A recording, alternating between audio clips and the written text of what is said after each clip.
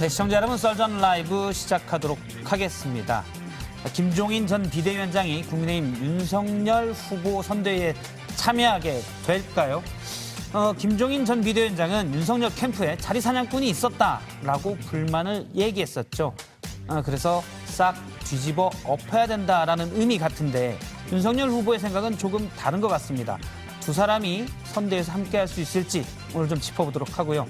더불어민주당의 이재명 후보 측에서는 이 후보가 앞으로 길거리 인터뷰, 즉 가다 볼 때 기자들이 가끔 하나씩 물어보는 경우가 있는데 그건 안 하겠다고 했습니다. 일단 공식적인 얘기는 말고 입을 닫은 건데 이 부분도 짚어보도록 하겠습니다. 오늘 패널은 더불어민주당 이재명 후보 선대위의 총괄 상황실장을 맡고 있죠. 민주당의 김영진 의원, 그리고 국민의힘 선관위원이었던 성일종 의원이 준비하고 있습니다. 네, 이성대 기자, 뉴스 설계에서는 어떤 뉴스를 썰어볼 건가요? 네, 이준석 국민의힘 대표의 스마트폰을 뺏어달라는 청와대 국민청원이 나왔습니다. 좀 자세히 다뤄보겠습니다. 혹시 요금을 안 내거나 그런 건 아닌 거죠? 뭐 그런 것 같지는 않고요. 예. 스마트폰을 사용하지 못하게 해달라. 예. 문제가 생긴다. 예. 알겠습니다. 영끌 인터뷰는요? 네, 요소수 품귀 대란이 이어지고 있습니다. 정부가 적극적으로 나서서 방안을 찾고는 있는데요. 그런데 사실 요소수가 부족해지면 우리 일상생활에 어떤 영향이 끼치는지 전문가와 함께 좀 짚어보도록 하겠습니다. 네, 하나씩 짚어볼 텐데요. 썰전 라이브 본격적으로 시작합니다.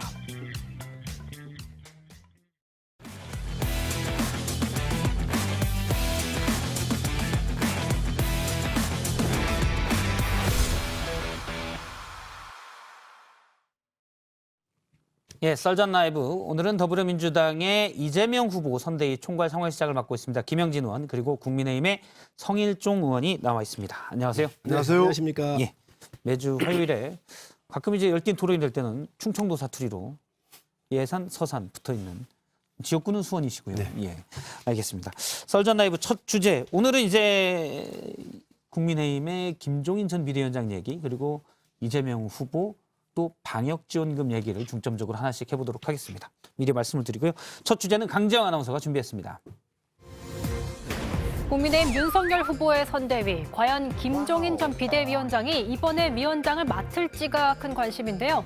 이준석 대표는 무조건 참여할 것으로 본다라고 했었지만 글쎄요, 쉽지 않아 보입니다. 김종인 전 비대위원장이 자리 사냥꾼을 들어서 캠프 구성을 문제 삼은 거죠. 그러자 이 대표 이런 해석을 내놨습니다.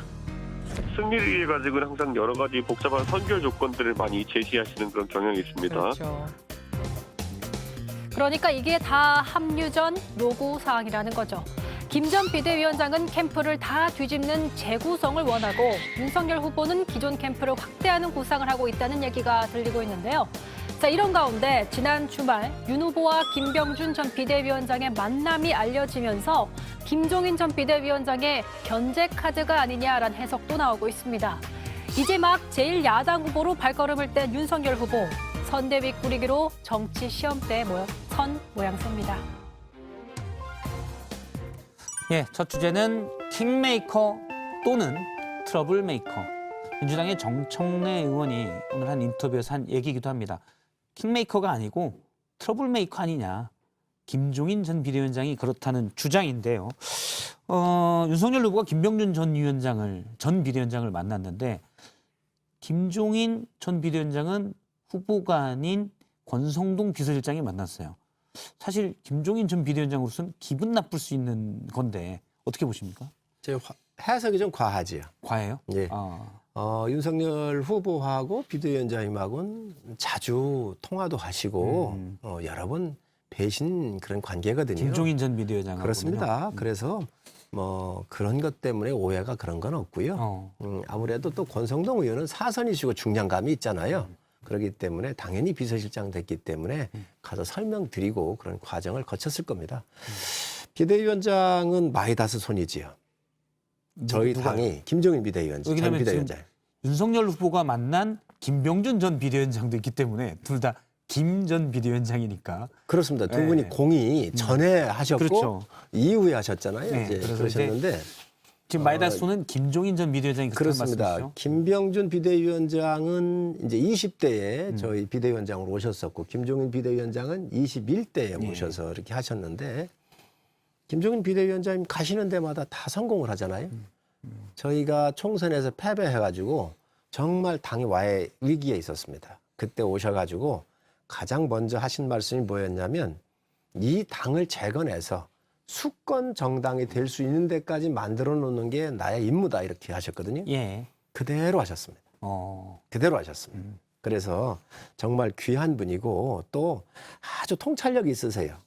그리고 두 번째로는 해외 지도자들이라든가 각국의 나라에 움직여가는 정책에서부터 정치적인 현상이 있으면 이런 것들을 빠지지 않고 공부하시고 늘상 와치를 하고 계신 분이에요. 그러면 꼭 합류할 거다라고 보시는 거죠? 물론입니다. 총괄선대위원장을 맡을 거다. 그렇습니다. 예. 어떻게 보십니까? 제가 보기에는 김종인 비대위원장에 대한 평가가 저는 뭐 그 정도는 그 정도라고 보지는 않아요. 삼국지에 보면 한 방통 정도. 방통 정도. 왜냐하면 좀 후하게. 제갈량 주유 3하이 정도는 아니고 그 밑에 정도 예. 되는 거고. 지력 이제 민주당도 살렸잖아요. 들어가셔서. 이제 그러니까 제가 보기에는 좀 후하게 좀 하세요. 이제는 제가 보기에는 이제 효력이 끝났다. 또 다시 제가 보기에는 떠나간 김 병장에게 다시 예비군 훈련을 하는데 와서 총 들고 와봐야 별로 명중되지 않습니다. 사실 전역일 때는 제가 보기에는 돼 있는데 제가 그래서 너무 기대에 그렇게 휘하시면 나중에 실망하십니다. 이게 제가 이제 직접 모셨잖아요. 비대위원으로. 예. 우리 김 상황실장께서 굉장히 두려워하시는 거예요. 그래서 지금 현재 벌써 견제가 들어오시는데 아주 강력한 견제를 하시는데 정말 그 젊은 사고를 하시고 어떻게 이 일을 하셔야 되는지를 아시는 분이에요. 비대위원장 오실 때도 그 당시에 본인께서 여러 가지 이 당에 오셔서 일을 하셔야 될 거 아닙니까? 사전에 이렇게 거명들 하신 분들이 있었어요.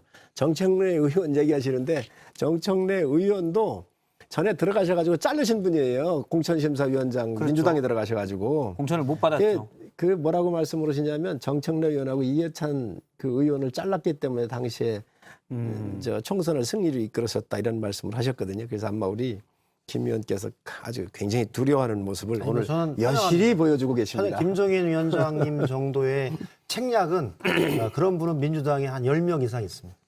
여기에는 와룡이 있다. 10명 있고요. 사실 와룡 봉투를 그리고 얻으면 실제로 보면 김종인 위원장님이 1940년생이세요.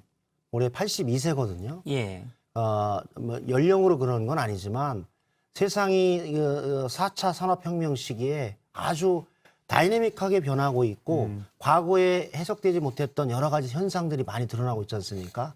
그것을 저는 과거의 잣대로 계속 재단하고 우리 정치권을 무엇이든지 과거의 잣대로 보고 판단하면서 그렇게 한다는 것이 저는 약간 비극이고요. 솔직하게 얘기하면 민주당도 그렇고 국민의힘도 그렇고 더 이상 김종인 비대위원장처럼 그런 분들이 주도권을 갖는 정당은 저는 좋지 않다. 그러면 그것만 하나 잠깐 여쭤보면 합류하실 걸로 보세요? 아니면 지금 김영진 의원님이 말씀하신 그런 부분 때문에 윤석열 후보 측에서도 꼭 필요한가?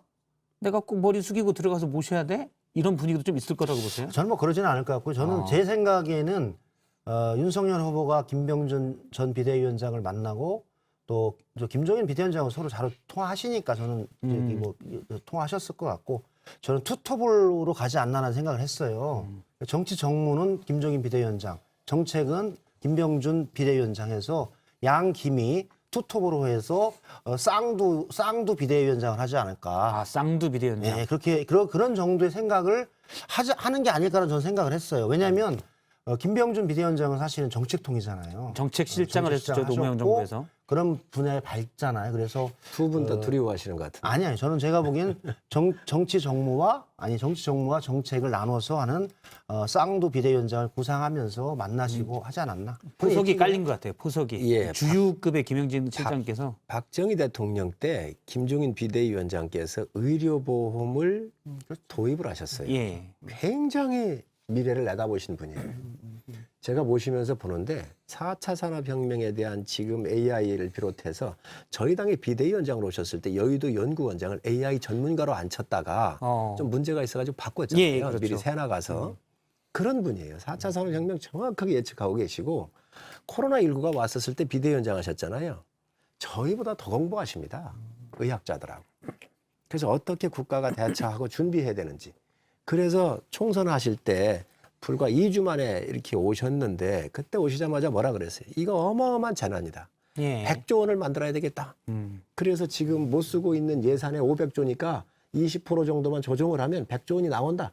이는 가지고 중산층 살려야 된다라고 해서 제일 먼저 지적하신 분이에요. 예. 지금 정말 아마 그 민주당도 모셔가고 싶을 텐데 아니 저희는 충분하게 아까 말씀드렸지 않습니까? 김종인 비대위원장급은 10명 정도 있다. 10명 정도 있다. 그리고 혹시 실제로 누구... 제가 다음 방송에 말씀드릴게요. 없습니다. 그리고 저는 그렇게 생각해요. 그 박근혜 대통령 때 그때도 하셨잖아요. 비대위원 그때도 했었죠. 비대위원장 하셨죠. 하고 대선 공약으로 경제민주화 공약을 얘기를 했잖아요. 민주당에 와서도 동일한 경제민주화 공약을 얘기를 하셨어요. 그런데 경제민주화라고 하는 큰 의제는 던졌는데 그것을 어떻게 만들어갈 것인가를 전 설계해서 내놓은 것을 본 적이 없어요. 그래서 실체가 뭐냐 이런 의논들이 많이 있었거든요. 그래서 한 번은 성공했어요. 제가 보기엔 국민의힘의 비대위원장으로. 그런데 과연 대선에 동일한 전술과 동일한 책략으로 이길 수 있을 것인가? 저는 과도한 예측이다. 지금 갖고 근데 앞서 이제 김병준 전 비대위원장과 쌍 비대위원장으로 간다면 제가 볼 때는 김종인 전 비대위원장이 절대 안 받을 겁니다. 나를 뭐 같이 하라고 그래. 그리고 이제 난 그런 사람이 아니야. 윤석열 후보는 그런 생각을 가지고 김병준 제가 비대위원장을 볼 보는 게 아닐까요? 때는 제가 볼 때는 윤석열 후보가 김병준 전 위원장을 만나시고 한 거는 김병준 위원장은 노무현 대통령의 가장 청와대에서 지근거리에서 모셨던 분입니다. 상징성이 있는 분입니다. 이 외연의 확대적인 의미도 크고 또 정책통이시잖아요. 정말 제가 또 모셔봤는데 정말 그 아주 정책에 있어서는 굉장한 전략적 측면이 강한 이런 전략가십니다. 그렇기 때문에 아마 우리 후보께서 만나셨었을 텐데 어찌됐든 다 저희 당에 필요한 분이시고요. 네, 그래서 아마 여러 역할들 중에서 다 알아서 해주실 거라고 생각을 합니다. 그러니까 뭐냐면 그런 거죠.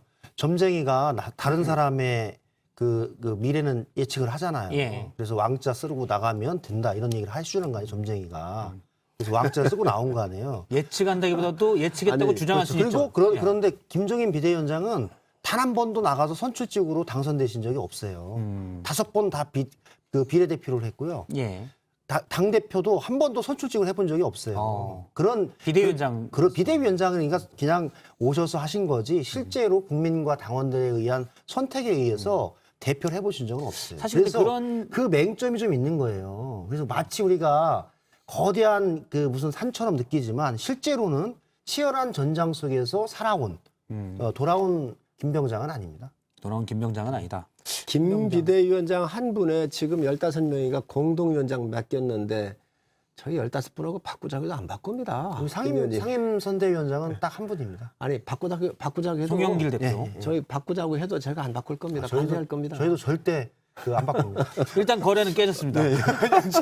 양식의 의사가 안 돼서 거래는 깨졌고. 근데 그런 면은 있는 것 같아요. 김종인 전 비대위원장이 2012년에 당시 대선에서 이제 경제민주화를 해서 마치 하나의 모토가 됐는데 되고 나신 박근혜 씨가 대통령이 된 다음에는 팽 당하다시피 해서 사실 경제민주화 된 건 없잖아요. 그런 부분들은 또 있기 때문에. 가불 관계에 있어서 많은 변화가 왔고요. 그리고 오늘날 그래도 그 재벌로 집중됐던 경제력, 또 기술 탈취 이런 문제들이 많이 그나마 정돈이 된 거죠. 하도급법이나 당시에 이제 입법 그렇습니다. 개정된 그래서 법들이 있긴 있습니다. 그 시대를 내다보면서 이게 필요하겠다. 그래서 미리미리 던졌던 화두들이 그 이후에 입법이나 이런 것들로 많이 보완이 됐죠. 그래서 예. 실제로는 그래서 저는 뭐 김종인 비대위원장님의 여러 가지 뭐 해안이나 생각은 유효한데 이제 그것이 제가 보기엔 어느 정도 이제 끝난 게 아닌가. 왜냐하면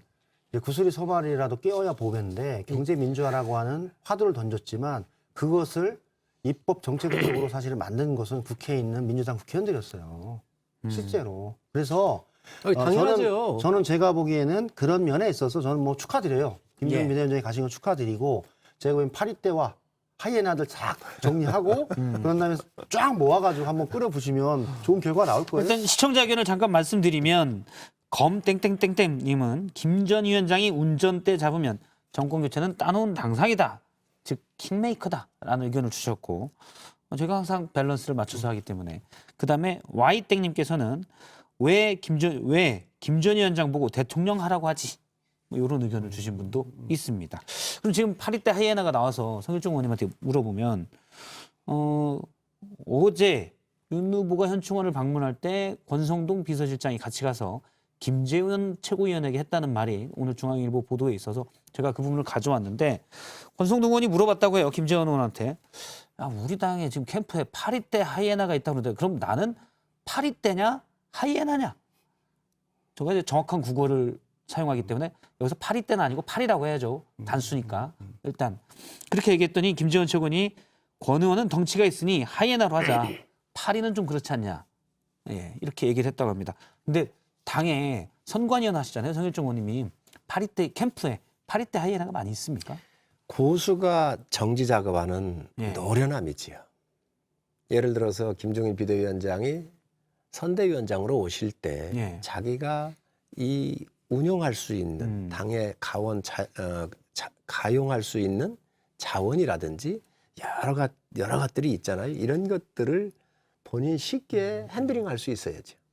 그에 대한 여러 가지 정지 작업으로 거기에 파리떼가 어디 있고 또 하이에나가 어디 있겠습니까? 선거 때는 작대기도 필요하잖아요. 다 알고 계십니다.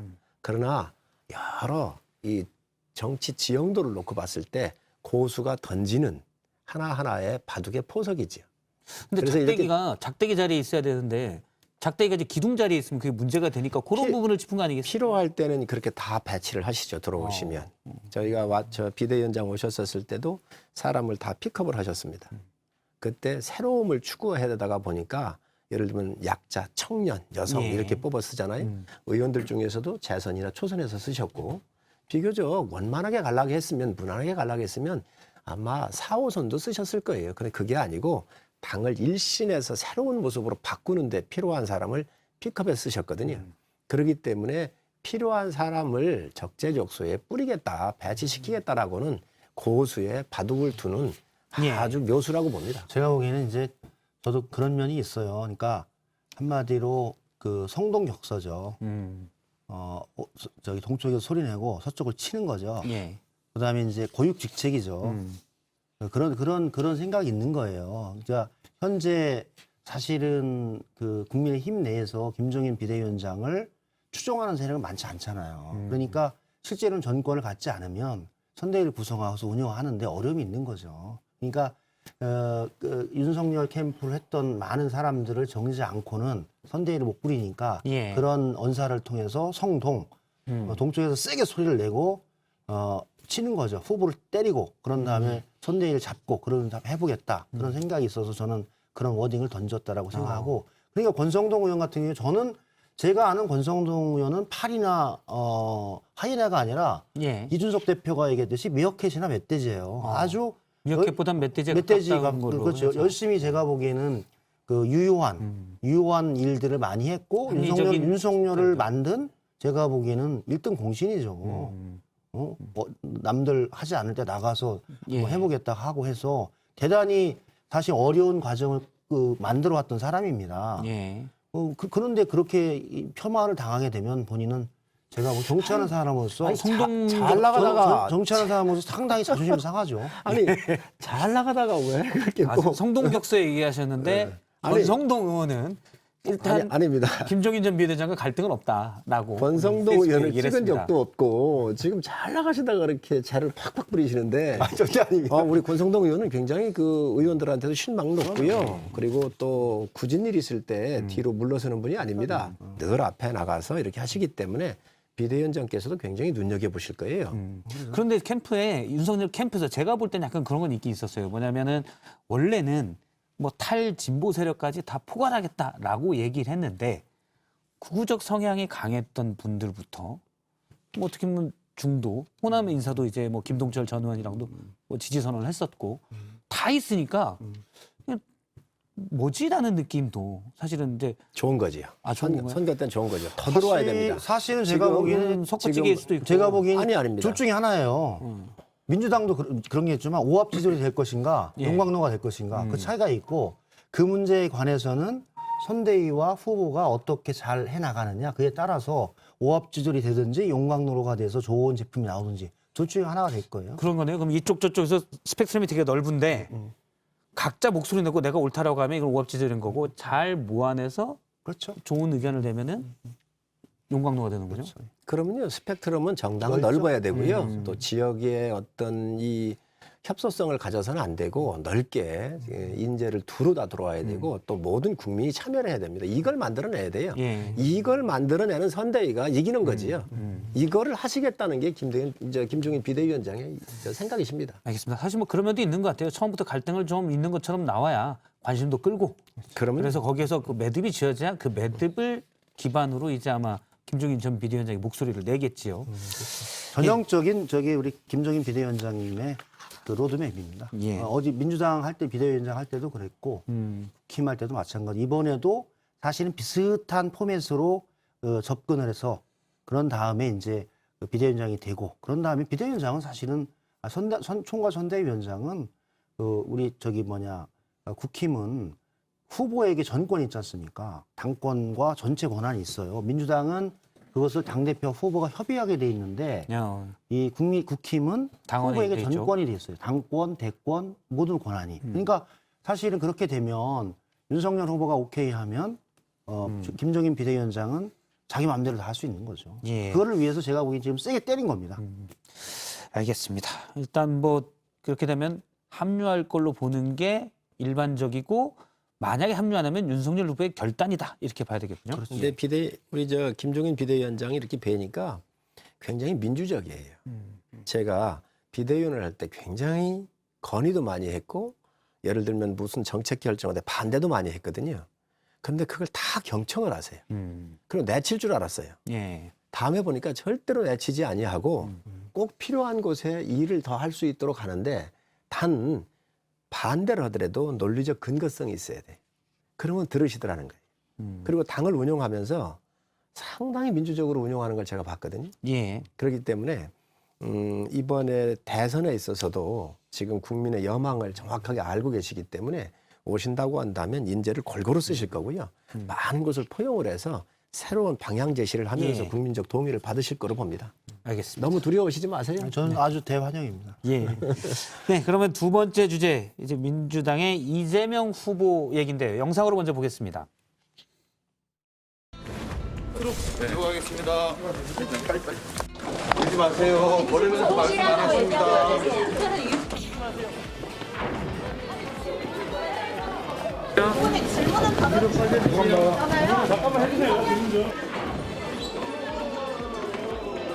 부모님 아까 차별금지법에 대해서 입장하고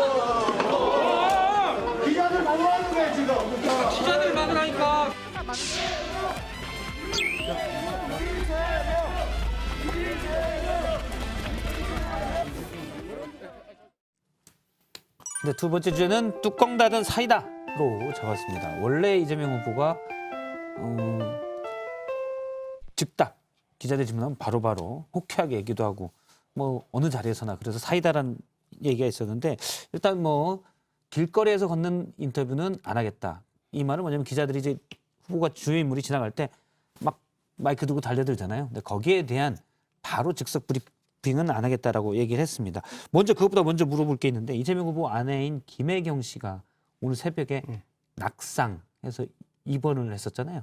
괜찮으신 건가요? 뭐 아침에 확인한 바로는 네. 어제 저녁에 사실 피로와 스트레스 때문에 전날도 좀 몸이 안 좋았고 기침, 열 뭐 이렇게 있어서 안 좋은 상태에서 갑자기 그 쓰러지셔서 이 부닥치면서 사실 약간의 상처가 있던 거고 그래서 바로 119에 신고를 해서 성남에 있는 병원에 가서 진찰을 받고 조사를 받고서 오늘 아침에 퇴원해서 현재 집에 있는 예. 과정이에요. 그래서 지금 뭐 예측 뭐 여러 가지들이 있는데 사실은 그게 객관적인 사실이고 예. 이재명 후보가 집에 같이 있다가 쓰러지니까 119에 그 신고를 해서 같이 병원에 가서 같이 간호를 하고 오늘 아침까지 병원에 같이 있다가 예. 같이 나오는 관계로 오늘 전체 일정을 좀 조정하는 과정이 있었어요. 오늘 뭐 여러 행사에 참석하는 게 있었는데 다 세 가지가 취소가 취소가 됐었죠. 됐죠.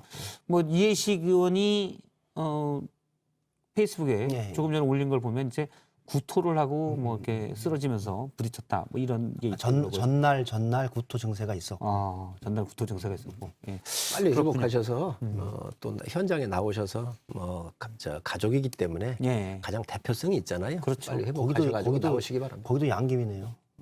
양김이네요. 윤석열 후보와 이재명 후보의. 김건희 배우자가. 씨와 이제 김혜경 씨. 예. 그 주제도 제가 나중에 한번 다루도록 할 텐데. 그런데 이제 저기 상황실장이시니까 총괄 상황실장이시니까 이재명 후보가 이제 그 질문을 이제 되도록 안 받겠다. 언론에서는 그렇게들 해석합니다. 약간 이제 난처한 질문들이 많이 나오고 거기에서 바로 즉답하다가 뭔가 실수를 해서 또 굳이 설안을 만드는 게 있으니까 안 하겠다고 한 거 아니냐. 이거는 이제 결정하는 데 깊이 의사결정에 관여하셨을 것 같은데 어떤 배경이에요? 뭐 저희들은 원칙적으로 후보 경선 때도 너무 길고 잦게 백브리핑을 하는 부분들은 조금 좀 조정했으면 좋겠다. 왜냐하면 한마디로 뭐 가상자산에 관한 그 행사에 가서 그 기자들이 묻는 질문이 가상자산에 대한 질의를 묻는 게 아니라 다 있죠. 다른 질문을 해버리면서 가상자산 관련한 토론의 내용을 사라져버리면서 정말 국민에게 언론을 통해서 전달하고자 하는 내용들이 사라져버리니까 이제 그 횟수와 내용을 좀 조절하고 적절한 방법으로 브리핑을 해 나가는 게 좋겠다라고 얘기를 했었어요. 그래서 예. 일정 부분은 그렇게 수용이 됐을 때가 있었고 그런데 워낙 그 친 언론이고 친 기자적이라 그렇죠. 옛날에 그냥 민주당 부대변인을 했기 때문에 하고 그냥 전화만 받고 그다음에 기자들이 그냥 바로 핸드폰 전화하면 핸드폰 받아가지고 예. 네. 이 기자님이세요? 하고서 그냥 전화해서 특종을 드리고 어. 그런 일이 상당히 많았어요. 사실 뭐 최근 한 달 사이는 저는 전화를 안 했지만 저희 기자들도 이제 전화하면 한 2달 전까지는 전화하면 콜백이 다 오긴 했었습니다. 이재명 후보가. 그래서 예. 그 정도인데 이제 메시지나 내용들을 좀 정확히 전달하는 게 필요하고 또 이 횟수가 너무 잦다 보면 또 여러 가지 위험 요소들도 있으니까 좀 조절하자는 취지였는데 뭐 그렇다고 해서 저렇게 맞고 그러지는 않을 거예요. 예. 제 분석은 좀 틀립니다. 당연히 다르겠죠. 예. 왜 그러냐면 너무 박하신 분석이시네. 후보 또 박하게 할 수밖에 없잖아요. 앞서 방통이라고 얘기하셔서 후보가 자신이 있으면 약점이 없으면 네. 기자들한테 응대하기가 아주 좋아요. 그리고 기자가 전화가 안 오면 기다려지는 거예요. 그리고 어떤 행사 가서 그 주제하고 벗어나서라도 당신의 갖고 있는 여러 가지 생각들을 국민한테 알리려고는 욕심이 충분히 있을 수 있습니다. 그게 언론을 이용하는 거잖아요. 또 그렇게 이 언론들이 와주는 게 고마운 일인데 지금 우리 이 후보는요, 이재명 후보는 지금 대장동 때문에 어떻게 할 수가 없어요. 자기 본인께서 말씀하신 또 대장동에 본인께서 말씀하신 정진상 같은 경우가 지금 관련이 돼 있잖아요. 유동규하고 통화한 게 밝혀졌잖아요. 예. 그렇기 때문에 여기에 대답할 방법이 없어요. 왜 그러냐면 며칠 본인께서 전에 사실 관계 그 마지막 통화를 묻는 질문에 이재명 후보가 안 대답을 했습니다. 안 했었죠. 안 하고 갔잖아요. 그런데 본인께서 얘기하신 게 너무 많아요. 무슨 얘기했냐? 먼지 한 톨, 1원이라도 받았으면 공직 사퇴한다 그랬거든요. 그런데 유동규 측근이지, 지금 현재 정진상 측근이지. 또 대장동 이게 삼천포 먼지가 아니라 이거는 썩은 내가 풀풀 나는데 도저히 본인이 빠져나갈 수가 없는 거예요. 본인이 설계권자고 결재권자고 감독권자거든요. 그러다가 보니 주제에 맞게끔 아니 말씀하시는 이게 게 주제예요. 그러다가 보니 여기 나서서 네. 기자들이 자꾸 이걸 묻잖아요. 이게 지금 국민들이 궁금한 거고 네. 그러다 보니까 응대할 수가 없는 거지. 제가 보기엔 저희가- 저는 예. 그럼 제가 뭐냐면 우리 성현정 의원님께 한번 제안 드리는데 저도 여기 토론회 하면서 생각이 났는데 그럼 이재명, 윤석열 브리핑 데이를 같은 장소, 같은 시간에 1시간 정도 같이 할까요? 지금 소통관 앞에서 같이? 지금 이재명 후보는 검찰한테 가가지고 토론을 요청할 사안이지. 그렇게 이제 언론에 대해서 그렇게 검찰한테 가서 뭐냐면 1대1로 답변을 지금 안 질의응답을 한다고 얘기하는데 잠깐만요. 아니, 검찰에 가서 1대1로 질의응답을 받아야지. 예. 정론관 앞에 가서 두 사람이 백브리핑 그 뒤에 서서 기자들에게 한번 자유질의를 받는 또 색다른 방식의 2022년 대선을 했으면 좋겠어요. 그것도 재밌겠네요. 제가 지금 재밌겠어요. 두 사람의 전화번호가 다 있는데 어. 지금 전화해서 누가 더 언론에 브리핑을 잘하는지 어. 라이브를 하면 좋겠는데 뭐 또 대선 후보한테 또 지금 그런 거- 가장 중요한 것은 대장동에 국민들이 관심 있는 거고 대한민국의 대통령을 뽑는데 그 대통령이 부패에 연루돼 있다고 한다면 그 받아들일 수가 없는 거 아니겠어요? 부패는 윤석열 후보도 저기 둘째가라고 셋째가라고 하면 저희 서로 하잖아요. 어떤 부패죠?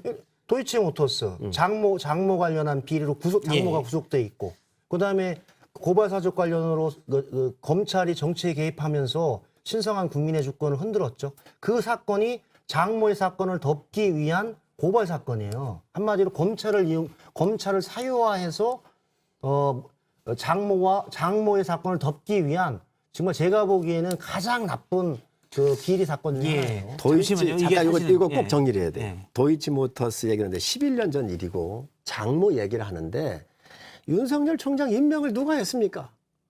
청와대에서 있고 민주당에서 방어했습니다. 인사청문회 할 때. 아니 잠깐만요. 그래서 벼락 출세한 자, 거예요. 그렇게 하고 그 이번에 벼락 출세해서 아니, 4개월 만에 후보가 됐고 아니. 쌍벼락으로 자, 후보가 됐어요. 그러면 지금 자기 모순에 빠지는 거예요. 무슨 얘기냐면 검찰총장 인사청문회 할 때 이런 문제가 나왔을 때 민주당 의원들이 철벽방어를 했습니다. 아무 문제 없다고. 지금 윤석열 총장 그래놓고 후보자가 지금 와가지고 이런 음흉한 걸- 사람이죠. 이런 거를 그러면 임명 잘못한 거지 뭘 그건 그러세요. 인정해요. 저희 인정합니다. 그리고 윤석열 후보가 아주 검증을- 음흉하고 정략적인 그러면 사람이에요. 국회의원들이 왜 검증을 그때 제대로 못했어요? 그러니까 제가 민주당 보기엔 의원들이 그건 아무 다음에 문제 김정민 의원 없다고. 토론에 나오시니까 예. 그때 물어보세요. 법사위 당시 법사위원이었고요. 저기 뭐 검증위원이었어요. 그러니까 민주당 김종민, 의원 장제원 의원이 둘 다 여야의 법사위원으로 당시에 있었는데 민주당 의원들이 그렇게 철벽방을 하고 아무런 하자 없다고 했었고요. 대통령께서 살아있는 권력도 수사하라고 지시를 하셨습니다. 그래서 대통령의 명을 받아서 검찰총장으로서 살아있는 권력 수사를 하니까 민주당이 나서가지고 자르고 제가 보기에는 의원님 박해한 겁니다.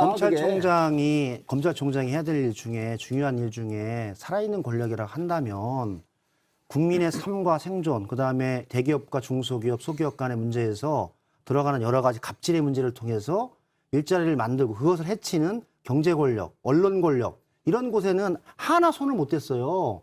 그냥 곁가지인 몇 개 그 입시 관련한 거 가지고 마치 그게 대단한 수사인 것처럼 심수봉대하는 그런 능력 없는 검사를 검찰총장을 하고 지칭하면서 후보로 뽑은 게 저는 이해가 안 돼요. 저는 윤석열 검찰총장 임명을 반대한 사람이에요. 조국 수사에 반대했습니다. 조국 수사에서 울산 부정선거 사건, 나임 옵티머스 사건, 원전 비리 이런 것들을 다 수사를 한 거 아닙니까? 제가 보기엔 그런데 실체적인 지실이 지금 없는 정치 수사였어요. 정말로 중요한 이런 국가의 존망은 부패에 달려 있습니다. 그리고 인간적인 의리도 부패가- 없었습니다. 부패가 있는 곳은 도려내지 않으면 그 사회가 생존할 수가 없는 거예요. 청년들 꿈이 아사지는 거예요.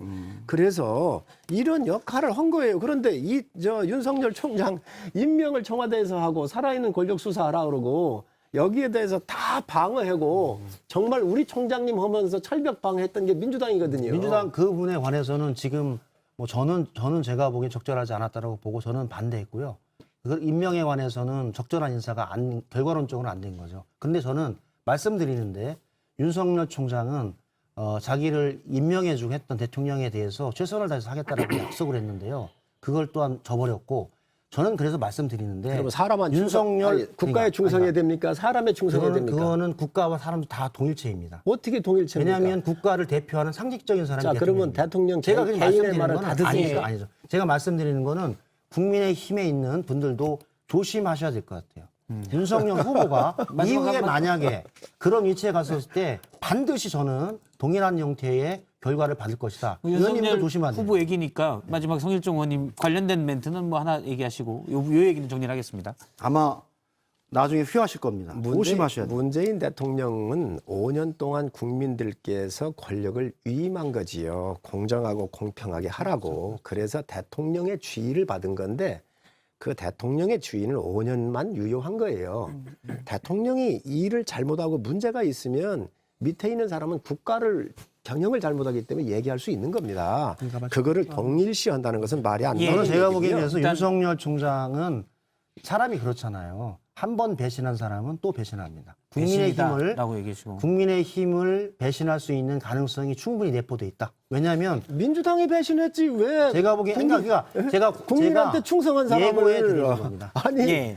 민주당이 배신해서 검찰총장 피눈물 흘리는 날이 오실 겁니다. 아니 일단 사실 국민한테- 저희가 이 얘기를 꺼내면 성일종 의원님이 오전 회의에서 이런 얘기했습니다. 성일종 의원님 이건 대장동 때문이다. 뚜껑 닫은 사이다는 얘기하실 거고 그러면 백현동으로 갔다가 특검으로 가실 것 같은데 그게 중요하지 않다는 얘기가 아니라 사실 반복된 얘기여서 제작진은 그 얘기가 있었거든요. 근데 김영진 실장님이 바로 또 도이치모터스 함정을 파니까 거기 들어가셨어요. 아이 좋잖아요. 아니 도이치모터스 11년 전 일이거든요. 그러면 결혼할 때 민정 같은 데서 검증해가지고 장가갑니까? 네, 제가 보기엔 아니 지금 할 게 없으니까 장모와 할게 부인의 사건이 대단히 의심스러운 사건이다. 일단 이 부분은 이제 두 후보에 관련된 그 얘기들은 대장동 얘기나 이거는 중요하지 않다는 것이 아니라 지금 새로 나온 얘기는 없기 때문에 시청자들이 다 아는 얘기들이어서 이 얘기는 이제 여기까지만 하고요. 이 부분을 좀 들어보겠습니다. 어제 이재명 후보가 윤석열 후보에게 매주 정책 토론을 하자라고 제안을 했습니다. 일단 윤 후보는 생각해볼게 이렇게 얘기를 했는데 관련 얘기를 잠깐 들어보겠습니다. 정치 세력간의 정권을 놓고 하는 경쟁을 넘어서서 누가 더 국민들의 삶을 더 낫게 만들 수 있느냐 하는 그런 민생 경쟁을 해야 된다고 생각합니다. 국민들의 삶을 놓고 진지하게 논의할 1대1 회동을 제안드립니다. 글쎄 무슨 의미인지 저도 정확히 모르겠고 오늘 일정을 소화하는 과정에서 잠깐 들었는데 한번 생각해 보겠습니다. 구체적인 제안 내용을 제가 좀 정확히 몰라가지고. 내 말 잘하니까 내 말 솜씨 한번 당신 놀아나 봐라 이렇게 하는 거니까 그게 예의가 아니죠. 예, 일단 1대1 토론을 매주 하자라고 한 제안은 배경은 뭔가요? 그러니까 뭐냐면 예전에 97년에도 그 김대중 대통령과 이해창 후보 시기에 그렇게 한번 해본 적이 있었습니다. 처음 좀 그 TV 토론이 활성화되고 하면서 방향을 한번 바꿔보자라고 해서 언론도 그렇고 후보들도 해서 그렇게 일주일 단위로 주제를 좀 정치, 경제, 사회, 문화, 외교, 국방 이런 거로 해서 토론을 한번 하면서 상당히 그게 좋은 포맷으로 다가갔던 적이 좀 있었거든요. 물론 네거티브는 네거티브대로 진행을 했었고요. 그래서 네거티브는 네거티브대로 정치의 영역이니까 하지만 정치, 경제, 사회, 문화 중에 내 삶과 나라의 미래를 어떻게 바꿀 것인지에 대해서 한번 서로 토론을 한번 해보면서 국민들에게 두 상품 중에 어느 상품이 나은지를 한번 긍정적으로 한번 해보자. 그런 선한 취지에서 한 거지. 다르고 윤석열 후보를 약올리기 위해서 윤석열 후보가 준비 안 됐고 선대위가 준비 안 됐는데 우리가 그분들을 좀 곤혹스럽게 하기 위해서 그런 건 아닙니다. 우리 국민의힘 후보 중에 유승민 후보, 홍준표 후보, 원희룡 후보가 이재명 후보보다 못합니까? 뛰어나시죠. 그런데 그분들하고 윤석열 총장이 다 토론했어요. 1대1. 맞서 토론도 했어요. 윤석열 후보가 토론을 못한다고 했던 건 아니죠. 다 그렇게 해서 토론 다 하신 분이고 자신이 있습니다. 그리고 더 진솔하고 공부도 많이 했고. 그런데 저는 이재명 지사가 지금 대장동을 비롯해서 너무 코너에 몰려 있잖아요. 이거 벗어나야지요. 그러니까 던진 제안인데 지금 1대1로 토론을 요구할 게 아니라 검찰한테 가가지고 토론해야 한다니까요. 지금 조사받아야 한다니까요. 저는 검찰에 가서 조사를 먼저 받아야 할 사람은 먼저 고발이 된 고발사주 검찰의 선거 개입 사건인 윤석열 후보예요. 그러니까 그리고 특검하세요. 장모와 부인의 파리떼가 거기 끓고 있어요. 그래서 장모와 부인의 파리떼 끓는 사건들을 빨리 수사하는 게 지금 필요한 거예요. 그러니까 김 의원님 그 고발 사주도 특검을 하고 이것도 특검을 빨리 해야 돼. 이제 민주당이 한번 다 모아서 한번 해볼까요? 자 민주당이 장모 비리 사건, 잠깐만요. 김건희 씨의 도이치모터스 주가 조작 사건 두루두루. 사실은 지금 얘기들이 두 분이 말씀하시는 게 중요한 얘기들인데 참 중요한 얘기들은 반복되고 있기 때문에 제가 그 부분은 이상 얘기 안 하는 겁니다. 그 부분은 빼고 가겠습니다. 민주당이 이번 선거를 제대로 하려고 한다면 국민 눈높이에 맞춰야 돼요. 부패라고 하는 것은 민생을 파괴시키는 거예요. 이번에 대장동에서도 그 많은 입주자들, 그 토지주들 다 해가지고 이거를 강제 뺏어가지고 1조 원을 7명한테 나눠준 게 문제가 아닙니까? 또 대장동 3,000% 빠지시네. 왜 그러세요?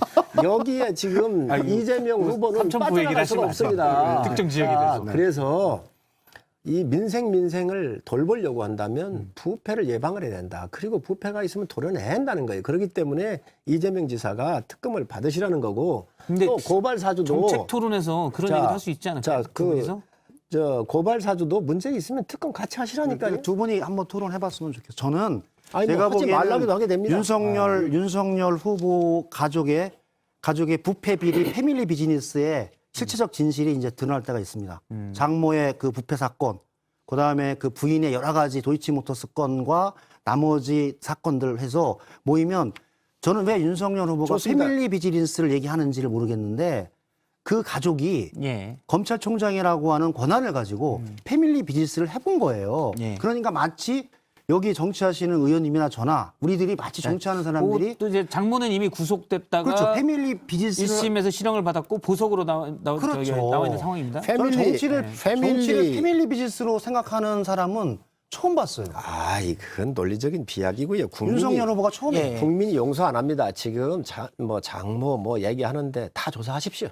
이미 우리가 하지 말라기도 할 거고 뭐 없는지 지금 아직 혈안이 돼가지고 국가 권력이 다 동원돼가지고 보고 있잖아요. 아직까지 곽상도 의원도 소환 수사를 못 하고 있지 않습니까? 자, 그러니 다 하십시오. 곽상도 안 할까요? 곽상도 의원 소환 수사를? 곽상도 하세요. 권력 다 갖고 있는데 뭘 그러세요? 다 하시고. 그럼 결론은 핵심적으로 가장 연관됐던 곽상도 의원, 박영수 특검은 소환 조사도 안 해요. 세상에 이런 수사를 하는 검찰이 어디 있어요? 아니 그 얘기하면 안 돼요. 검찰 개혁을 누가 했어요? 잠깐만요. 검찰의 독립이에요. 잠깐만.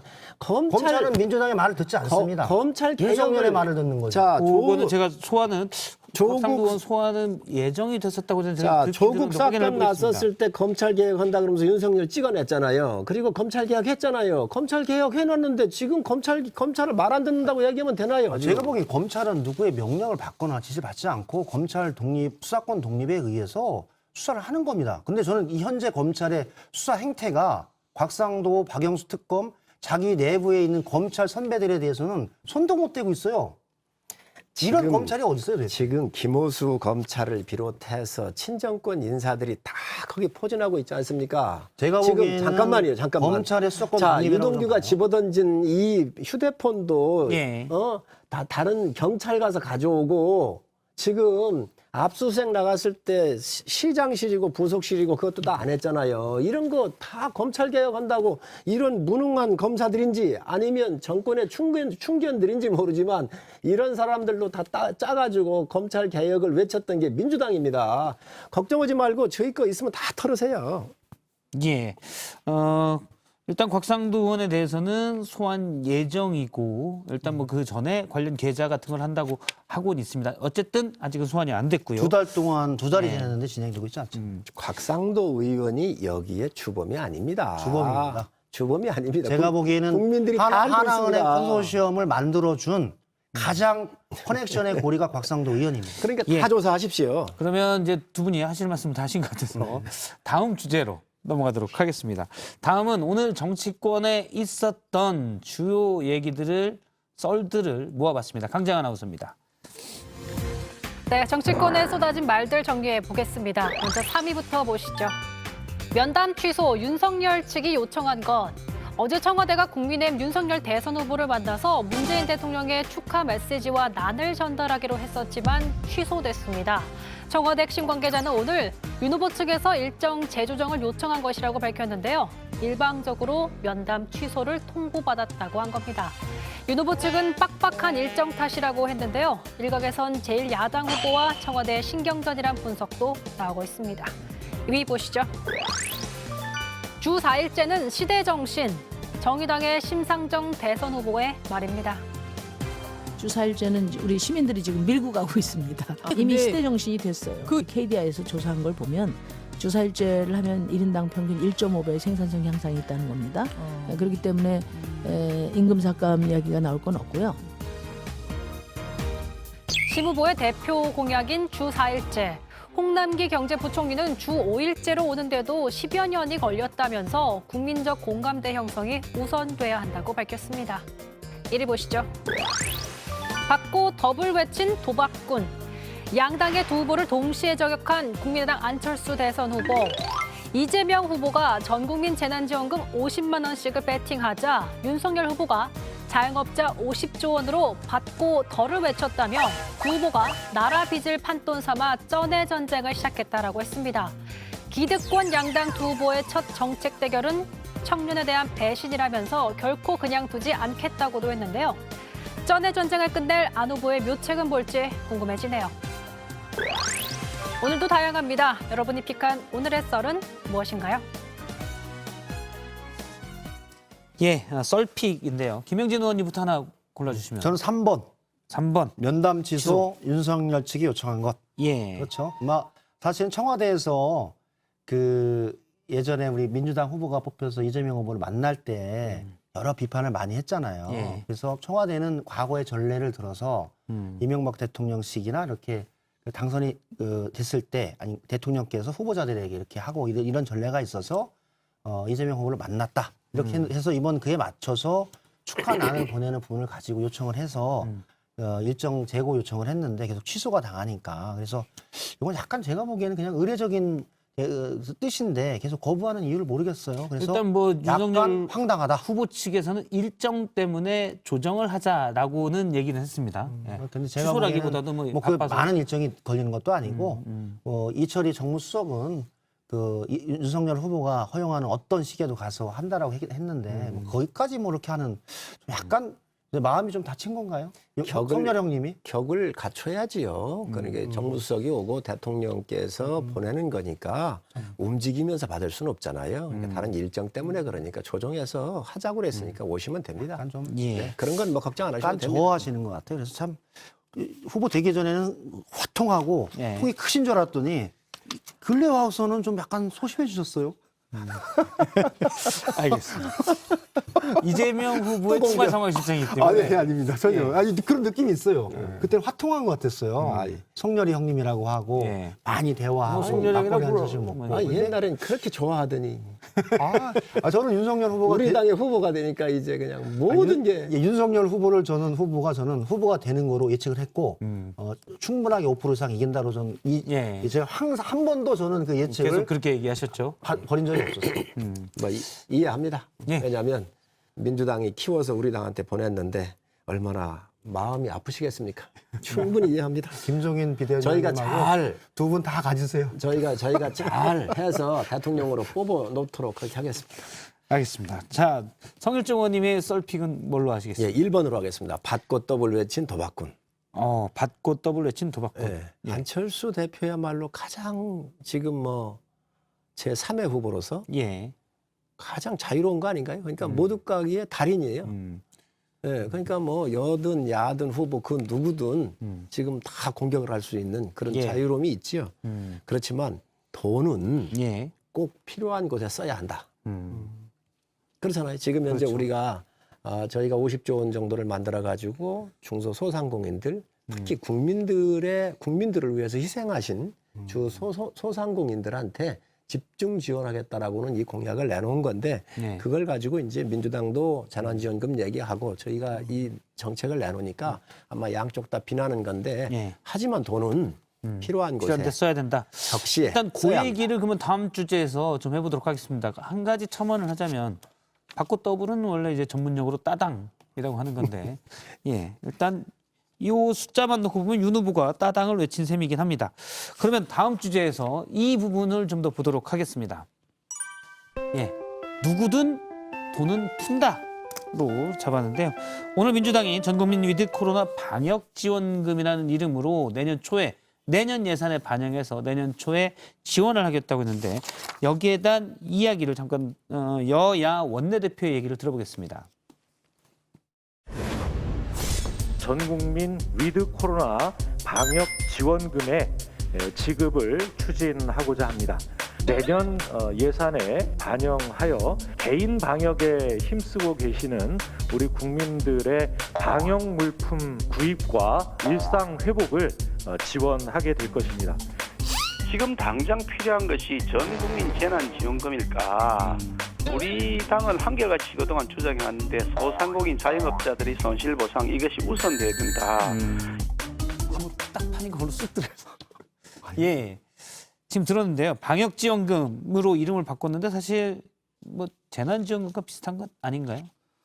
비슷하죠. 네, 사실상 비슷하죠. 근데 이제 사실은 의원님 말씀하셨듯이 그 코로나로 피해를 받는 전 국민에게 그동안 방역에 사실은 대한민국 국민처럼 모두 다가 5천만 명이 다 똑같이 참여를 했거든요. 그로부터 오는 이 고통, 그 피로, 어려움 이런 부분들을 이제 국가가 예.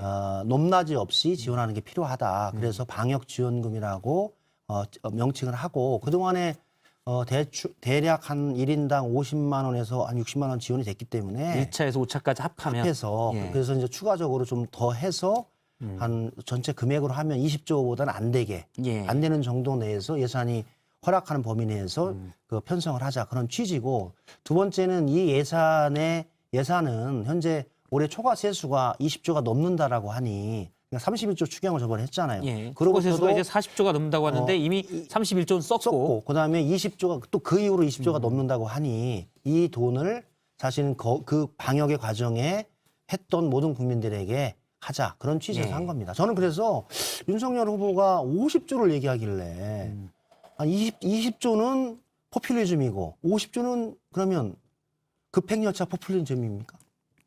포퓰리즘 제가 2? 세 가지만 얘기를 할게요. 네. 아니 시간이 어떻게 네, 짧았어요? 여당이 지금 현재 코너에 몰리니까 이거를 재난지원금이잖아요. 이름을 방역지원금이라고 바꿔버렸어요. 예. 재난지원금으로 조사를 하니까 국민 60%가 반대하고 약 30%가 찬성하거든요. 그러니까 이거를 말을 바꾸는 거예요. 그렇게 하시면 안 돼요. 두 번째, KDI가 먼저 재난지원금 1차 재난지원금을 국민한테 드렸을 때 경제적 효과가 얼마나 있는지를 조사를 한 거 있는데 그 36%밖에 쓰지를 안 했어요. 별로 안 썼어요. 그렇기 때문에 이게 꼭 필요한 곳에만 넣어야 된다는 말씀을 드리고 세 번째로는 재정경제법이라는 게 국가법이 있어요. 세수가 더 거친 돈은 빚을 먼저 갚는 게 원칙이에요. 그게 법으로 돼 있는 거예요. 84조에. 그렇기 때문에 이걸 흔들 수가 없는 거예요. 지금 세수가 더 거쳤다? 그렇기 때문에 더 쓸 수 있다? 지금까지 빚내서 70여 조를 지금 썼잖아요. 지금 근데 50조도 국채 발행을 빚내서 하신다는 거 아닙니까? 아니 그러니까 그 부분에 대한 건 어떻습니까? 자, 그러니까 네, 50조도 빚내서 한다고 하시죠. 그렇습니다. 더블이어서. 자, 그러면 10조가 들어오면 우선 빚부터 갚고 빚을 갚고 그리고 이 소상공인이나 국민들을 위해서 희생하면서 손해 봤었던 분들에 대해서 이분들에서 특별히 더 우리가 예산을 기존 예산에서 절약할 수 있는 부분 절약을 하고 없으면 빚내서라도 도와드려야지. 그게 국가의 역할이니까. 그러니까 저는 제가 보기에는 그래서 항상 논리적 모순에 빠지는 거예요. 저는 20조도 사실은 현재 그 빚을 갚지 못하는 상태에서 쓰는 거고 50조도 결론은 국가 채무 그 국채를 발행해서 써야 되는 거면 동일하게 국채를 발행하는 건데 이쪽은 나쁘고 50조를 쓰는 건 좋다는 논리가 저는 지금 김 의원님 국민들이 말씀은 생각하기에는 이해하지 못하는 거예요. 자, 20조와 50조가 받고 더블인데 예. 더블을 주면서 국채를 발행하면서 자, 우리는 아니다라고 얘기하는 거는 아닙니다. 제가 보기에는 지금 손으로 하늘을 가리는 거예요. 아닙니다. 돈의 용처가 틀립니다. 사용 용처가. 전 국민을 다 줬었을 때 KDI 연구한 게 아까 말씀드린 36%밖에 효과가 없다고 그랬잖아요. 전 국민한테 주는 게 아니라 선별 지원을 해서 회복과 희망할 수 있는 국민들한테 타겟팅해서 저는 그래서 그분들한테 집중적으로 주자는 거예요. 저는 50조 아니라 100조를 줘도 좋아요. 자, 같은 50조라 하더라도 틀린다는 거죠. 용처가 틀리다는 거죠. 50조 그러면 그런데 왜 대통령이 된다며 주시려고 하세요?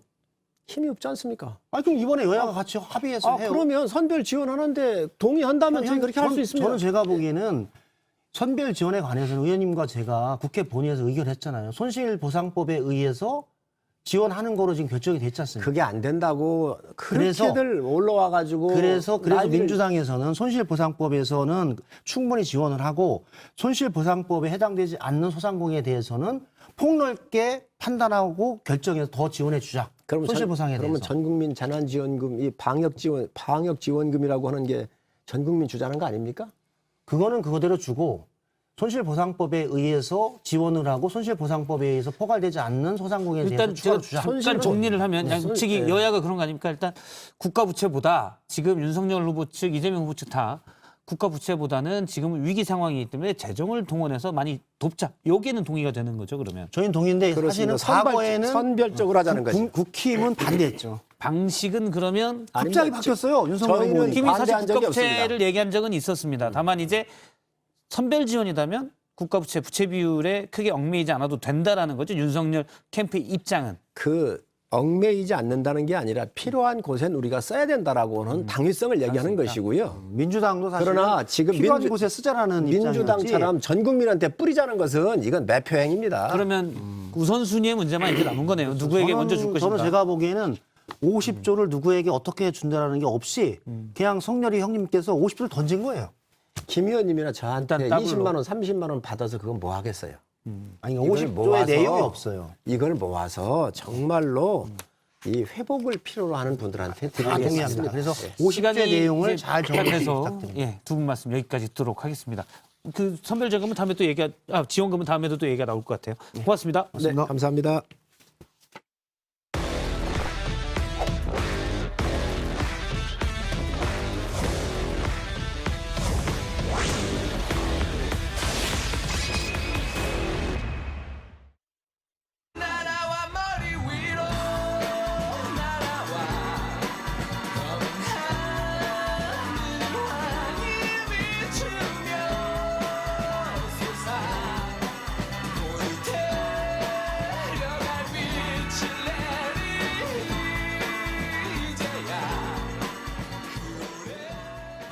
네, 이성대의 뉴스 썰기 바로 시작해 보겠습니다. 첫 번째 썰 아이템 소개해 주시죠.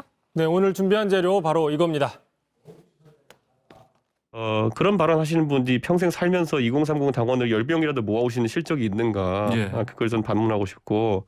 김장미 설계사님 네, 아시죠? 알죠. 힘내세요. 힘내야죠. 웃지들 마십시오. 남 얘기 아닙니다. 자, 2030에만 진심인 이준석 물음표인데, 자, 방금 제가 가지고 온 영화 제목 뭔지 아세요? 아니요, 근데 어떻게 저렇게 찰떡 같은 예. 싱크를 찾으셨죠? 예, 그렇습니다. 제 영업 비밀인데, 네네. 영화 써니라는 영화인데, 자, 뉴스 썰기랑 좀 잘 맞는 영화 같아요. 그래서 가져왔습니다. 네. 오늘은 뭘 써니? 네. 이렇게 물어볼 수 있죠. 뭘 써니? 예. 네. 자, 탄식이 들려오고 있어요, 제 귀에서. 자, 국민의힘 경선이 끝났지만 내부 후유증이 좀 이어지는 모습이 보여지고 있습니다. 영상을 보면 어쨌든 이준석 대표가 김재원 최고위원을 비판하는 것으로 보이는데, 자, 2030 연쇄 탈당 문제로 지금 갈등이 생기고 있는 그런 상황인 거죠?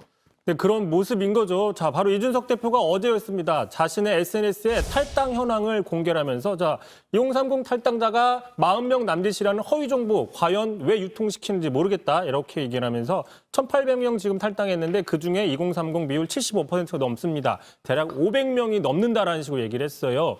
자, 여기서 허위 정보를 유통하는 사람 아까 보신 것처럼 바로 김재원 최고위원을 지칭하는 겁니다. 자, 어제였죠. 한 언론사 인터뷰에서 자, 2030 탈당한다고 하는데 그게 40명 정도가 전부다. 별로 개의치 안 해도 된다라는 식으로 진화에 나섰던데 자, 경선이 지금 끝나고 실제로 홍준표 후보의 탈락에 실망한 2030들 연쇄 탈당하고 있다라는 게 나오고 있는데 이 문제를 별거 아닌 것처럼 매도하는 거는 바로 문제가 있다. 오히려 화를 키운다는 게 이준석 대표의 주장인 거죠. 그러니까 이준석 대표의 입장에서는 2030의 당원을 모집하는 게 얼마나 어려운 일인지 아느냐. 10명도 모집 안 해봤으면서 겨우 이제 40명, 그것도 팩트가 아닌데 그렇게 얘기하는 게 말이 되냐라면서 굉장히 격앙된 반응을 보이고 있어요. 네, 그렇게 비판을 한 거죠. 사실상 집단 탈당한다는 것은 정당 입장에서는 상당히 아픈 대목입니다. 감춰야 될 부분들도 있고요. 자, 그런데 이 부분을 당대표가 직접 그것도 먼저 공개를 했다? 상당히 이례적인 거고 제가 정치부 기자 저도 10년 넘게 해봤지만 거의 제 기억에는 이런 사례는 본 적이 없습니다. 자, 바꿔 얘기하면 이 대표 입장에서는 그만큼 이 문제가 심각하다라고 인식을 하는 거죠. 그러니까 현실을 직시하고 겸허하게 현실을 받아들이고 해법을 내놓자라고 얘기를 해야 되는 건데 이게 별거 아니다라는 식으로 대응하는 거는 문제가 있다라는 주장이라는 거죠. 자, 다시 한번 이준석 대표 얘기 들어보겠습니다. 그 일부 정치권의 저희 보수 진영의 몰상식한 분들이 애초에 역선택이었느니 그분들이 2030이 한 줌밖에 안 되느니 이런 것들로 비하적 발언을 이제 일삼고 있거든요. 어쨌거나 이제 국민의힘을 통해서 정치 변화를 기대했던 특히나 젊은 당대표를 정말 원했던 2030 입장에서는 기분이 안 좋을 수 있는 상황입니다. 근데 혹시 이제 김재원 최고위원 말고도 이런 인식을 보여주는 이제 이준석 대표 피셜 몰상식한 사람이 또 있는 겁니까?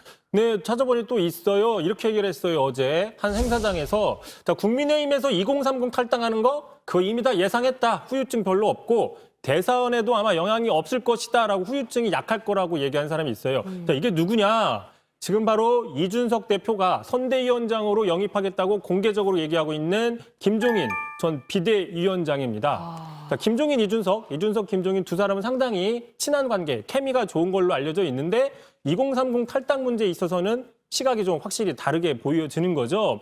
자, 결국 이준석 대표 혼자서 2030 탈당 문제를 막기에는 좀 아직 역부족인 게 아니냐라고 볼 수 있는 게 시간이 갈수록 수치도 늘고 있어요. 한 언론사 집계에 따르면 자, 오늘 오전까지 국민의힘에 가입했던 청년들 윤석열 후보 선출 후에 2,100명이 탈당했다. 아까 한 500명 정도라고 했죠. 그거보다 더 크다라고 볼 수 있는 거죠.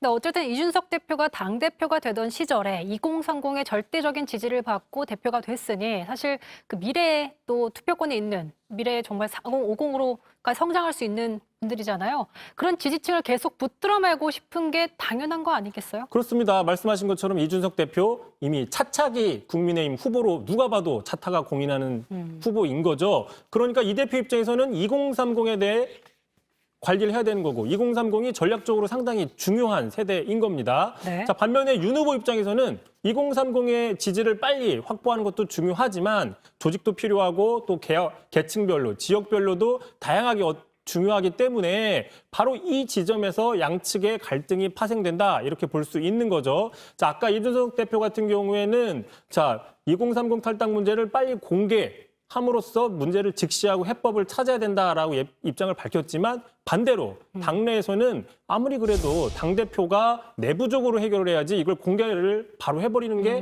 맞는 거냐라는 불만도 있다. 분명히 나고 있거든요. 게다가 지금 다른 언론 집계에 따르면 오히려 탈당 러시와 함께 입당 러시도 벌어졌다. 윤 후보 당선된 이후에 입당자가 더 많다라는 분석도 있거든요. 근데 대선 후보가 보통 선출이 되면 후보가 이제 전면에 나서게 되고 그 뒤에서 당대표는 이제 이선으로 물러나면서 서포트를 하는 개념인데 특히 지금 국민의힘은 당원 당규에도 규정을 해놓은 것으로 알고 있습니다. 현재까지 이 대표의 발언이 굉장히 세고 직접적으로 나오고 있어요.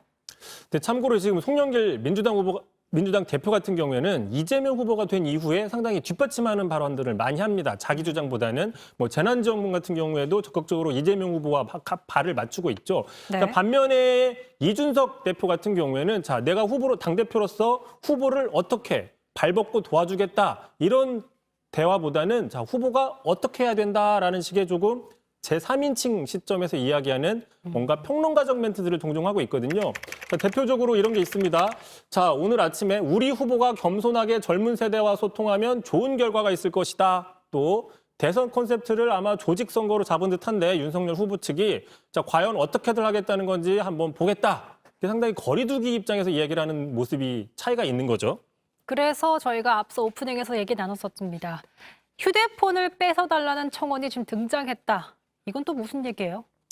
네, 그렇습니다. 실제로 청와대 국민청원에 이준석 대표의 핸드폰을 좀 꺼달라, 핸드폰을 뺏어달라라는 얘기가 있습니다. 뭐라고 했어 있냐? 자, 대한민국의 평화를 위해서 핸드폰을 좀 제발 꺼주고 SNS에서 강제로 탈퇴시켜주고 강퇴 좀 시켜달라. 이게 바꿔 얘기하면 이준석 대표가 지금 내부 이견을 조율하는 데 집중하지 않고 외부에 직접적으로 자기 의견을 내면서 오히려 혼란을 더 키우고 있는 거 아니냐라는 이제 비판의 사람이 글을 올린 거죠. 윤석열 후보가 이미 본선 후보로 당선됐음에도 불구하고 당대표로서 주도권을 놓지 않으려는 거 아니냐라는 비판이 깔려 있는 겁니다. 자, 실제로 오늘 이준석 대표의 SNS의 댓글들을 보면요. 물론 이제 이준석 대표를 옹호하는 댓글도 많이 있습니다. 네. 하지만 이제 비판 댓글도 있다라는 거죠. 대표가 제발 갈라치기나 고자질하지 말고 당대표로서 국힘을 통합해야 된다. 대표라면 좀 조용히 해야 된다. 또 이 엄중한 시기에 설사 누가 실수했거나 잘못을 했더라도 감싸줘야지 이런 모습을 먼저 공개하는 모습 좋지 않다. 제발 패북 좀 자제하세요. 자, 이런 멘트들이 많이 있었습니다.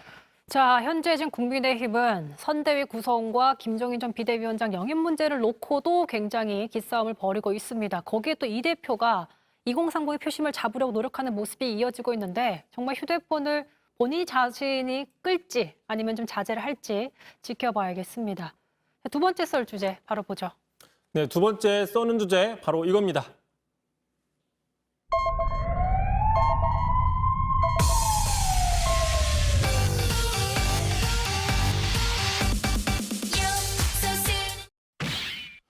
요소수 사태 뒤에는 미중 갈등이 있는 거 아니냐?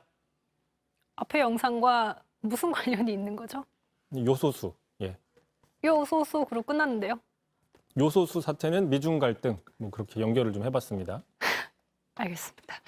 자, 디젤차의 매연을 줄여주는 요소수 부족으로 지금 전국이 비상에 걸렸습니다. 이제 그 배경에 어쨌든 미중 갈등이 있다라는 주제를 갖고 오신 거잖아요. 네, 그렇습니다. 지금 사태 원인, 자, 요소의 그 상당 부분을 중국에서 수입을 하고 있는 거죠. 네. 자, 그런데 중국에서 우리나라의 수출을 제한했기 때문에 지금 이 사태가 벌어진 거죠, 1차적으로는. 근데 왜 수출을 제한했느냐? 중국 자기들도 부족하기 때문에 그런 그렇죠. 거죠. 자, 그럼 왜 중국이 부족하느냐? 바로 요소를 추출해내는, 요소를 뽑아내는 그 원료인 석탄이 부족하기 때문인 건데, 그럼 왜 석탄이 부족하냐? 바로 여기서 이제 미중 갈등까지 거슬러 올라간다라는 거죠. 근데 중국은 최대 석탄 생산국이기 때문에 사실 좀 늘리면 되는 상황이 아닌가 생각도 뭐 들 수 그렇게 있어요. 생각을 할 수 있습니다. 하지만 지금 중국 당국 차원에서는 화석연료 감축을 목표로 삼고 있어요. 맞아요. 탄소 중립을 위해서 석탄 생산을 줄이고 있고 주로 호주산 석탄에 많이 의존을 해왔다는 거죠. 근데 지난해부터 바로 호주산 석탄 관련돼서 이슈가 벌어졌습니다. 바로 지난해 호주가 쿼드라는 게 있어요. 쿼드. 자, 중국을 견제하기 위해서 미국, 일본, 그다음에 호주와 인도가 쿼드라는 걸 만드는데 여기에 가입을 한 겁니다. 자, 중국 입장에서는 곧바로 호주산 석탄 수입 금지를 하면서 보복 조치를 하는 거죠. 맞대응을 하는 거죠. 자, 이렇게 했는데 하지만 오히려 시간이 지날수록 호주보다는 중국이 석탄 수입 금지를 하면서 더 타격을 받게 되는 거고, 자, 석탄이 부족하게 되니까 지금 전력난도 나오고 그러다 보니까 반도체 부족, 뭐 마그네슘 부족까지 퍼지고 있는 거죠. 우리나라 요소수 사태까지 연결이 되는 거죠. 자, 듣다 보니까 이성대 기자가 사회 전반 이슈까지 이렇게 차근차근 썰어주고 있는 모습입니다. 그러니까 근원을 따져보니까 미중 갈등이 우리 경제에 미치는 여파는 생각보다 더 피부에 와닿을 정도로 크다. 이렇게 정리할 수 있겠네요. 그렇습니다. 어쨌든 이 부분에 대해서 중국은 우리나라 어떤 전략적으로 수출 금지를 한 게 아니다라고 해명을 하고 있어요. 계속. 자, 주한 중국 대사 싱하이밍은 요소수 대란은 우리도 예상 못했고, 그러니까 중국도 예상 못했고 조만간 좋은 소식을 주도록 하겠다. 오늘도 지금 외교부 입장에서 그런 얘기를 내놓고 있습니다. 어쨌든 간에 이게 국제 안보적인 차원의 문제라고 저희가 썰어봤지만, 자, 그럼에도 일단 정부가 이런 흐름을 읽지 못하고 초기 대응에 실패했다라는 거, 또 수입선 같은 걸 좀 다변화하거나 이런 정부 차원의 책임 분명히 존재한다라는 점은 짚고 넘어가야 되겠죠. 어쨌든 중국에 좀 단독적으로 의지를 많이 했기 때문에 이런 사태가 불거졌다라는 포인트인 것 같습니다. 자, 이제 앞으로 뒤에 있을 영끌 인터뷰에서 좀 더 다뤄볼 테니까요. 거기서 또 진지한 얘기 전문가와 함께 전해드리겠습니다. 이성대 기자 뉴스 썰기 여기까지 듣겠습니다. 수고하셨습니다.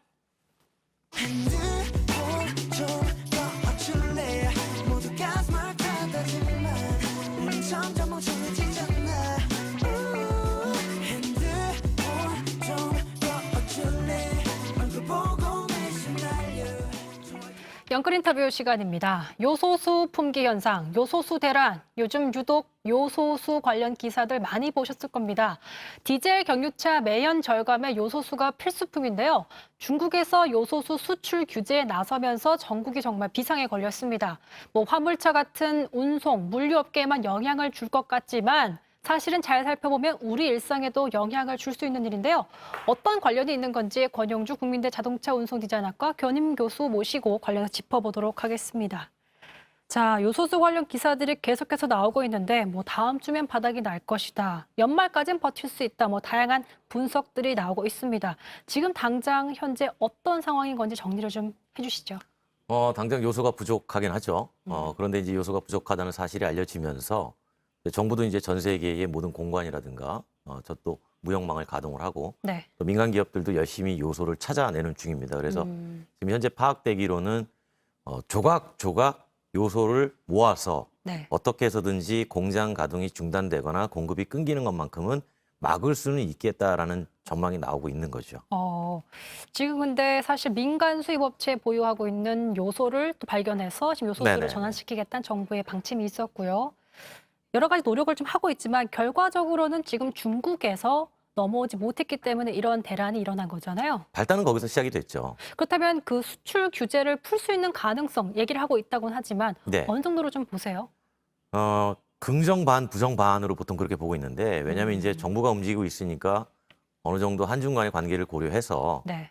적어도 지금 요청하는 게 19,000톤 중에 7,000톤은 먼저 좀 보내줄 수 있지 않겠느냐. 지금 그렇게 요청을 하고 있단 말이죠. 전량도 아니고 뭐 절반도 안 되는 물량입니다.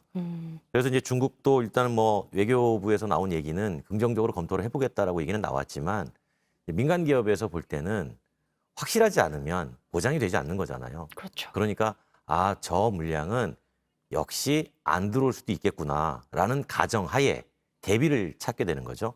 그러다 보니까 이제 뭐 중동이라든가 뭐 베트남, 인도네시아, 사우디아라비아 그쪽에서 계속 물량들을 찾아내는데 그게 우리가 지금 필요한 전체의 물량을 커버할 만큼은 아닙니다. 하지만 예를 들어서 한두 개 나라에서 전량 물량을 갖고 올 때까지는 시간이 필요하지 않겠어요? 그렇죠. 그러면 여러 나라에서 조금씩의 물량이라도 계속 찾아내서 갖고 와서 임시 변통으로 지금 12월 말까지는 버텨보겠다. 그런 작전으로 가고 있는 거죠.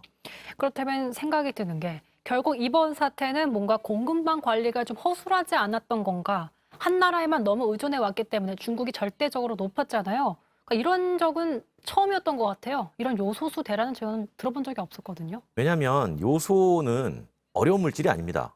우리나라에서도 2011년까지 만들었었고요. 다만 이제 가격 경쟁력이 해외에 비해서 월등히 낮았기 때문에 생산 자체가 중단됐고요. 근데 이제 요소가 부족해가지고 우리가 이렇게 큰 대란을 겪을 거라고는 사실 상상을 못했던 거죠. 왜냐하면 너무나 흔한 물질이기 때문에. 네. 근데 이제 중국의 의존도가 높았다라는 것은 조금 아프게 생각할 부분이긴 해요. 너무 흔한 물질이지만 반드시 없어서는 안 되는 물질이었는데 그 물질이 한 국가의 의존도가 97%나 됐다는 것. 그래서 조금만 수출 물량을 막았는데도 우리가 이렇게 어려움을 겪고 있다는 것 자체는 이 공급망에 대해서 다시 한번 생각을 해보게 되는 계기를 만들어주는 거죠. 네, 사실 이런 얘기가 나올 때 호주와 중국의 갈등 문제가 계속해서 언급이 되고 있잖아요. 네네. 그럼 전문가들도 사실 요소 같은 걸 수입을 해올 때 호주와 중국의 관계가 심상치 않으니 석탄 문제가 불거지고 있네. 그럼 우리나라도 영향이 있지 않을까라고 선제적 판단을 왜 하지 못했을까라는 의문점들이 좀 들거든요. 그 선제적 판단을 하지 못한 게 아니고요. 선제적 판단을 했어도 현실적인 대책이 없었던 거죠. 정확하게는. 그 민간 기업들도 그런 국제적인 역학관계를 다 봅니다. 보면서 이번에 물량이 잘 들어오겠나라고 해서 계약을 시도하면 문제없이 계약을 해서 준다고 하니까 이번까지는 괜찮겠구나라고 해서 계약을 하는 거죠. 그런데 그 이후에 갑자기 항구에 있는 물건이 한국에 가는 배에다 실으려고 하는데 그걸 막은 거란 말이에요. 금수 조치를 내렸죠. 그렇죠. 그렇기 때문에 정확하게는 금수 조치가 아니라 수출 품목 검사 절차죠. 검사 절차를 까다롭게 한 거예요. 금지한 건 아닙니다. 근데 그 까다롭게 한 게 결국은 하루 끌고 이틀 끌고 뭐 하기 나름이잖아요. 그렇죠. 그러다 보니까 그거를 일종의 금수 조치로 받아들이게 되는 건데 물론 예측은 했습니다만 이렇게까지 할 거라고는 사실은 상상을 못했던 거죠. 상상을 못했던 부분이었다. 그렇다면 2011년도까지 사실 우리나라에서도 생산을 했었던 거기 때문에 네. 지금 정부에서는 급하게 국내 생산도 고려하고 있다는 입장을 밝혔거든요. 이게 네. 가능한 일인가요? 2년 걸립니다. 2년 걸린다고요? 네네. 왜냐하면 이제 공장 지으려면 다시 땅 찾아야 되고요. 건물 올려야 되고 설비 갖춰야 되고요. 그러면 2년 동안 그 사이에 우리는 장기적으로 안정적으로 요소를 공급받을 수 있는 루트를 새롭게 파악을 해야 되고 지금 그래서 중국의 의존도를 낮추는 방법으로 뭐 중동이라든가 러시아라든가 새로운 거래선들을 확보를 하는 중입니다. 근데 그렇게 해서 안정적인 물량을 좀 더 늘려가는 과정이 좀 필요하고요. 그 사이에 국내 공장에서 준비를 하겠죠. 그런데 국내 공장에서 만든다고 가정을 하죠. 지금 국내 공장에서 요소를 100원에 만들면 중동에서 요소를 수입하면 20원입니다. 그러니까 결국엔 비용이 많이 들기 때문에 중국에서 수입해오는 건 40원이에요. 또는 50원. 그러면 나중에 공장을 만들어서 국내에서 공급을 한다고 한들 누군가가 중동에서 가지고 오고 중국에서 다시 수입을 하게 된다면 국내 공장에서 다시 만들 가능성이 없어지는 거죠. 경쟁력이 떨어지겠네요. 그렇죠. 그렇기 때문에 그랬을 때는 국내 공장의 생산분을 일종의 보조금을 줘서 유지를 해야 될 텐데 계속해서 줄 수는 없잖아요. 이게 산업용이란 말이죠. 네. 이게 FTA 관련해 가지고 누군가가 문제 제기를 할 수도 있습니다. 그렇죠. 네, 그래서 그런 문제까지 고려를 해봐야 되는 그런 상황인 거죠. 어쨌든 국내에서 생산하는 데까지 2년이 걸리고 공장을 지어야 하니까 지금 전국 소방차 정도가 요소수 사용 차량이 4,400여 대 정도 있는데 네. 3, 4개월 사용 가능한 재고 보유 중이라고 했으니까 진짜 2년 뭐 기다릴 수도 없는 정말 얼마 남지 않은 상황인 거잖아요. 근데 여기서 약간 오해가 있을까 봐 제가 한번 확인을 시켜드리는데요. 네. 요소수를 만드는 공장이 2년이 걸리는 게 아니고 요소를 만드는 공장이 2년이 걸린다는 얘기죠. 요소를 만드는. 요소수 공장은 이미 있죠. 아, 지금 우리가 필요한 건 많은 분들이 좀 헷갈려 하시더라고요. 요소와 우리가 필요한 요소수? 건 요소가 필요한 거예요. 그렇죠. 요소수는 우리나라도 만들 수 있습니다. 왜냐하면 물이만 있으면 되니까. 그래서 혹은 정부에서 갖고 오는 게 지금 가끔 요소수가 들어온다, 요소가 들어온다 이걸 혼선해서 네. 이해하시는 분들이 계신데 요소수는 완제품이 들어오는 것이고요. 요소를 갖고 오는 건 국내에서 공장을 돌릴 수 있는 원료를 갖고 온다는 얘기입니다. 그래서 그걸 좀 분리해서 생각을 하셔야 돼요. 자, 그렇다면 가장 사실 많은 분들이 궁금해한 게 요소수가 부족해져서 네. 요소가 들어오지 않아서 요소수가 부족해지면 우리 일상생활에 어떤 현상이 좀 있을까? 당장 뭐 화물차랑 물류업계가 대란인 건 알겠는데 사실 피부에 그렇게 와닿는 얘기들이 아니다 보니까 네. 어떤 점이 좀 있을까요? 제가 보통 이렇게 표현합니다. 그냥 이동이 멈춘다고 생각하시면 돼요. 그러니까 이동이 멈춘다라는 거는 보통 이동의 주체는 두 가지가 있잖아요. 네. 여객과 사람과 화물이 있는데 사람이야 어쨌든 대중교통의 힘을 이용해서 이동할 수 있습니다. 뭐 지하철이라든가 또는 경유차가 아닌 다른 휘발유 자가용. 네. 그런데 화물 같은 경우는 대부분 이동을 디젤차에 의존을 하고 있어서 예를 들어서 이제 뭐 배달을 시켰는데 안 옵니다. 택배가 안 오죠. 그렇죠. 안 오면 이제 내가 마트에 가가지고 물건을 직접 사러 갔는데 거기에도 물건이 안 와 있어요. 거기도 수송할 게 없잖아요. 그렇게 되면 음식료 이런 값이 다 오르게 되고요. 네. 우리 일상 모든 전반에 영향을 미치고 심지어는 뭐 생활 대란도 일어날 수 있겠죠. 쓰레기도 수거하지 못할 거고 그다음에 긴급차 못 다닐 거고요. 소방차도 마찬가지고요. 그래서 정부가 호주에서 갖고 오는 2만 리터의 완제품은 일단 긴급용으로 뭐 소방서라든가 구급차라든가 그쪽에다가 투입을 하는 그런 계획을 갖고 있는 거죠. 알겠습니다. 자, 요소수 관련해서 권용주 국민의 교수와 얘기를 나눠봤습니다. 오늘 인터뷰 고맙습니다. 맞습니다. 네, 오늘 썰전 라이브 여기까지입니다. 계속해서 뉴스룸 이어지고요. 저희는 내일 저녁 6시에 다시 찾아뵙겠습니다. 시청해주신 여러분 고맙습니다.